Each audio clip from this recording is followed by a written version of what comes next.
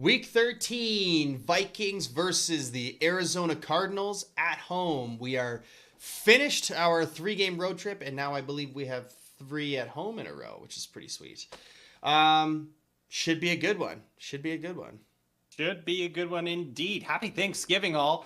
Here we have a big Thursday coming up. One of the best weeks in football. And as you said, 3 home games going for the Minnesota Vikings, starting with the Arizona Cardinals, who are coming off quite a bad beat, if I may say so myself. A little bit. But divisional game. Divisional game, sure. We know how those go. Thank you all so much for joining us. I am one of your hosts, Quinn Bowie, and welcome to another episode of the BuiBros Football Podcast. Across from me, my brother Brandon. Yeah, and I cheer for the Minnesota Vikings. Boom, boom, boom.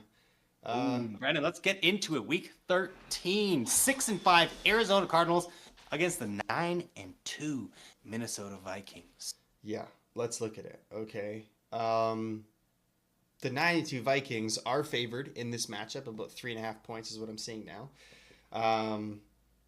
Which is sweet. You know, we always like to be favored, and I think it's just in this sense here. Our offense scores more points. Our defense allows less points overall on the season. And they're coming off a pretty bad week. You know, a very bad week. All teams come off bad weeks all the time and win. It's not really, anything. It won't be telling necessarily to what this game will be like. But I do foresee that the Vikings can win this matchup. I think that the Vikings can beat any team in the league at the moment. If they play well, it seems like it's either the defense or the offense that shows up any given week. We hope that this week it will be both. And we can showcase how good this team can be. So, the Arizona Cardinals. Kyler Murray, in the past, I feel like torches us every time we play him, which feels so often, right? I know it's like every 2 years, but it just feels like more than that. He smokes us. I remember very clearly. He scrambled around for so long, and it was like there's so much pressure in his face, but he scrambles around for 10 seconds.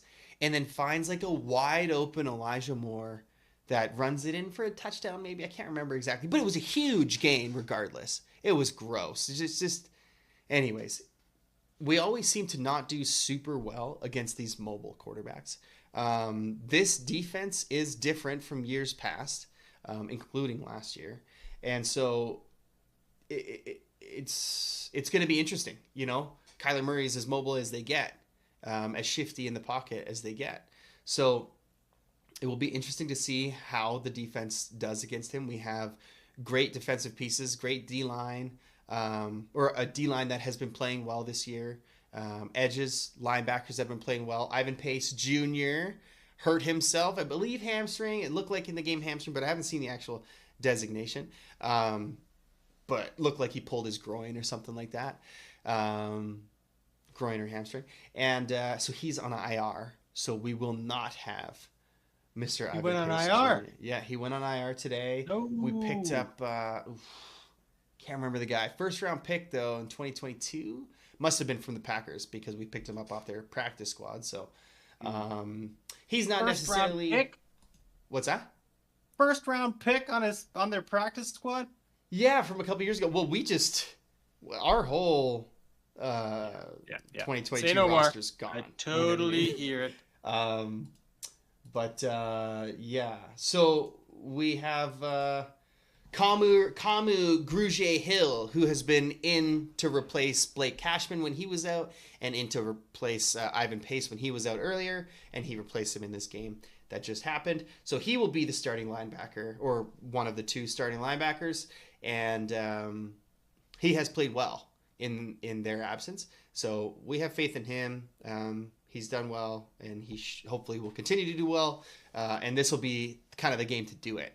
The Trey McBrides of the game. Or the Trey McBride of the game is Trey McBride himself. He is an excellent tight end, and he's going to eat up the middle of the field. Like, he's going to get his, and it's up to those linebackers there. That's a big part of it. Safeties as well for our defense. But also, if we're gonna spy, Kamu could be the guy that's spying as well, right? Like I don't really know. It could be Cashman that could be spying as well, but that's going to be a big part of the game is the spy. If we do that on Kyler, so those linebackers, it will be very, very important. And Ivan Pace is usually like a missile coming in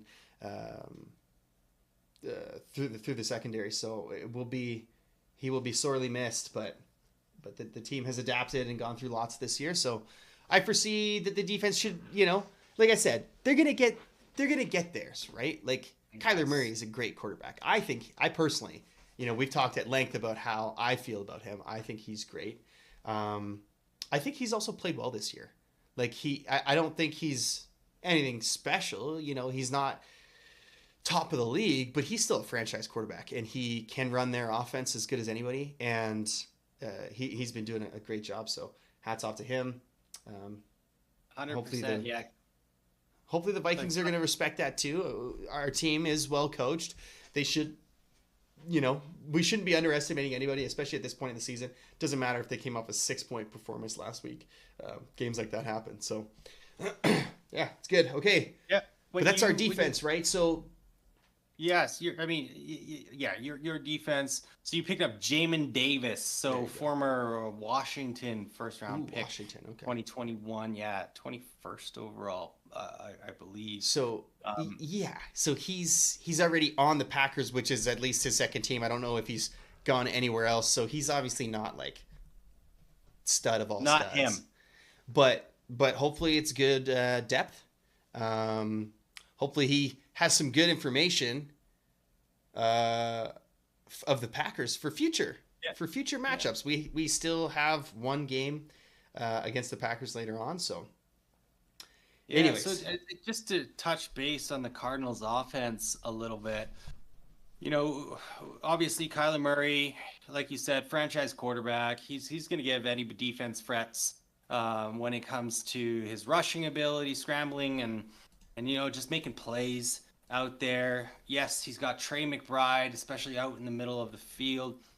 That's really going to help him out. But his offensive line has been above average, at least this year, which is extremely helpful. And when you consider his rushing and scrambling ability, that's tough because the penalties usually come with that as well. You never know when the quarterback's going out of the pocket, and it just causes a lot of chaos. But you look at the other pieces there. James Conner as running back. Oh, wow. This guy, I remember when he was the backup to Le'Veon Bell and the Steelers, and he always had this injury designation to him, and it seemed like that was going to follow him in his career. But he's been able to stay healthy for the majority of the last few seasons, and he has absolutely made it count. He is a bruiser. I remember at the beginning of this season, he talked about, 1,000 yards rushing is the bare minimum. Like that's the bare expectation. And when you look at his stats, like where is he right now when it comes to his stats? So 166 carries for 705, 295 yards left with 6 weeks of the season. I think he's absolutely can crush that. Then you go to the wideouts. So, and again, let's start at the bottom. You got Greg Dortch, who had some promise, or at least some media pundits were saying that. You have Michael Wilson, who's also showed some flashes. And then you have the crown jewel and legacy player of Marvin Harrison Jr., who really has not stood out as what a number 4 overall player should be. You think about the wide receivers or the skill position players that have gone out that high in the draft in recent years, and he has not followed suit. When you're looking at the Jamar Chases of the world, Marvin Harrison Jr. was this next prospect that was compared to Jamar, as compared to all JJ, and it really hasn't happened. He has 36 receptions for 546, which is good for 15.2 pop. Yeah, that's great. He's got 6 touchdowns. But you also have to think that like 40% of that was that one game early in the season where he had nearly 200 yards and the 2 touchdowns. I think it was like 4 or 5 catches as well. So I don't know if he's playing the JJ role that happened last week, where it's just he's taken all of this defensive coverage away from his other teammates, so he is proving to be invaluable in that regard. I don't know. I want him to step up and be the player that all this drama, the off-season drama from the draft, not participating in the combine, to the whole fanatics fandangle, and the jersey shenanigans. It I don't know. Name, big. Play, not so big. I think it boils down to he's a rookie. You know what I mean? Sure. I know that, like you mentioned, and a lot of people say that wide receiver is the easiest position to come out of college or to enter the league with. Right. But As of late, especially. exactly. But you know what? As for is he taking this stuff? Kevin O'Connell answered that question this past week in saying that no team, or sorry, no teams are guarding any wide receivers as they guard Justin Jefferson.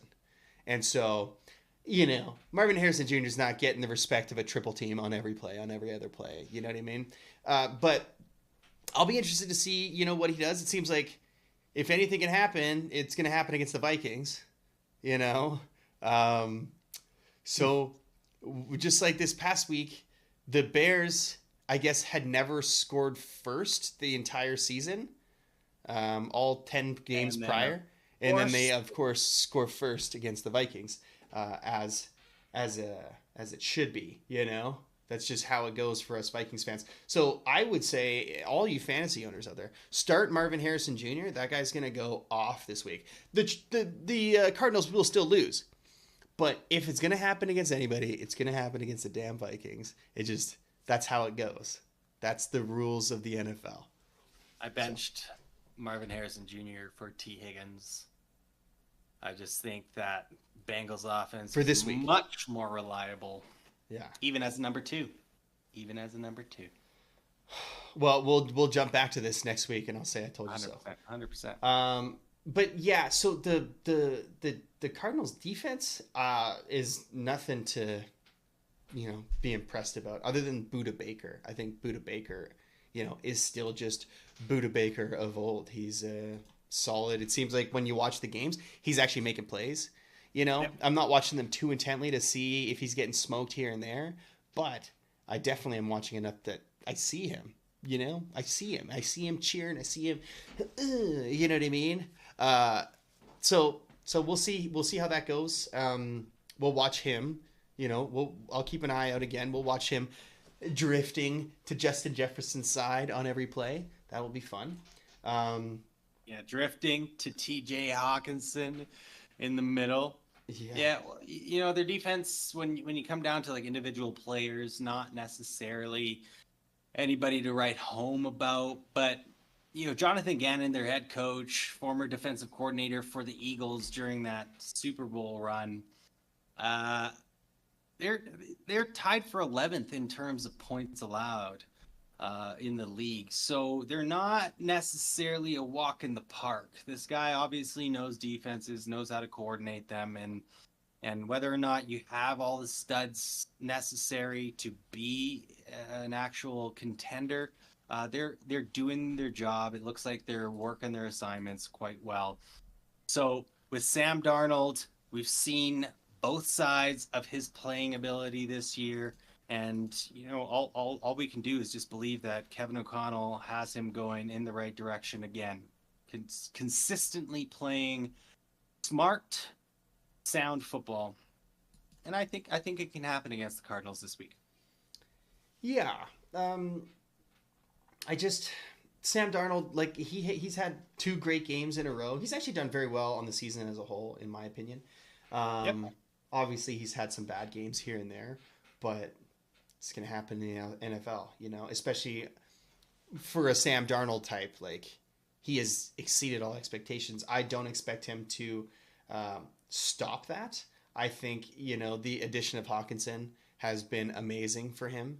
There's one extra great target outside of JJ, not forcing JJ the ball. We'll see how the defense reacts to this offense this week. They saw you can shut down Justin Jefferson as they did last week. You can scheme that, but Jordan Addison and TJ Hawkinson are going to torch you. So I'm excited to see how well this whole offense can operate. We are still having some trouble at right guard. Dalton Reisner has come in the last two games and not been great. And that's just replacing. It's not even, there's no injury. It's just he's no longer injured. He's good to go. So they put him in. Cam Robinson, our left tackle, got hurt. I don't know his status, to be honest, at the moment. I don't know if he came back in the game last week. I saw David Quessenberry was in there for a very long time. I thought he finished the game. So Cam Robinson could be decently hurt. I actually don't even remember his designation. It was a foot injury. That's what it was, actually. But he was walking around pretty good. So he's got some sort of foot injury. Hopefully he can return. We just traded for him. It would suck if the guy we traded for left tackle got hurt, 2 games in or 3 games in. So, yeah, we'll see. So we're having a little O-line issues, but that shouldn't stop too much. We're scheming for a lot of open receivers, and that's just going to continue. Aaron Jones, also, we have lots of faith in that guy. Yeah, he had the fumble, but he had a pretty solid game overall this past one. Yeah. I love Aaron Jones, man. Love Aaron Jones. He's the best. Vikings legend Aaron Jones. Vikings legend Aaron Jones. I'm sure he's still, Green Bay at heart. When he he's not going to retire as a Viking unless we win the Super Bowl this year. Then that would be friggin' sweet. But, yeah, I like this Vikings offense right now matching up against the Cardinals defense. Obviously, it's not going to be a cakewalk. I don't expect it to be a 38-6 as the Broncos game last week. But I'll go like maybe 28-16. You know what I mean? Very comfortable game. 28 points is a lot of points to score. A lot of points. But 16 to hold them to, I think hold them to 16. What's that, 3? Brandon, when you allow how the Falcons did against the Broncos to influence how the Cardinals are going to do to the Vikings. Oh, sorry. Oh, geez. It was 16-6. It was still 6 points. They scored 6 points. Sorry, that's what it was. Sorry. Oh, wow. That was a weird game. Bird teams, you know what I mean? Okay, so again, what is your prediction? So I'm saying that the Cardinals score more than 6 points is the point of that. They will score, what did I say? 16. Yeah, 3 field goals and a touchdown. And the Vikings 28. So big difference. But okay, well that's a comfortable game. I'm not gonna lie. I was looking at this and I was thinking. I know how well Brian Flores has got your defensive unit playing. No matter what happened last week with the Bears, but I think this is gonna be one of those barn burners. I do. I've got this feeling after 6 points, Kyler Murray and that offense, not sufficient enough. So what I'm gonna go here is I'm gonna go 29-27. Gross. For the Vikings, and the Cardinals get the ball back on the last drive of the game to potentially go and kick that game-winning field goal. 4th down stop for you boys to make sure you go to double-digit wins and 10-2 on the season. Pretty exciting. That'd be pretty sweet. That sounds horrible. That sounds like a horrible game to watch until we win. Yeah, and then 10-2. Maybe I'm projecting on you how I feel sometimes, but you and I both know these one-score games all too well. This is one of the easier games left in our schedule, so it's actually pretty important that we win this, especially if we want to keep pace with the dang Lions, who just won't drop a game since week 2. God, so we'll see how that goes, but yeah, it should be a good one. 100%. Well, let us know. What do you think? Who's closer on the score prediction? Brandon? Myself? Or what do you think the score is going to be this game? Let us know in the comments. And thank you again for joining us on another episode of the BuiBros Football Podcast. We do appreciate it. And if you are a Vikings fan or a Chargers fan or just a fan of the NFL in general, let us know. Please consider subscribing to the channel, liking the video, and hitting that notification bell because it does help us out. All right, Brandon, send us off, and happy Thanksgiving to you all. Woo. Go Vikings and Skol Bolts, baby. Skol Bolts! Okay. Peace.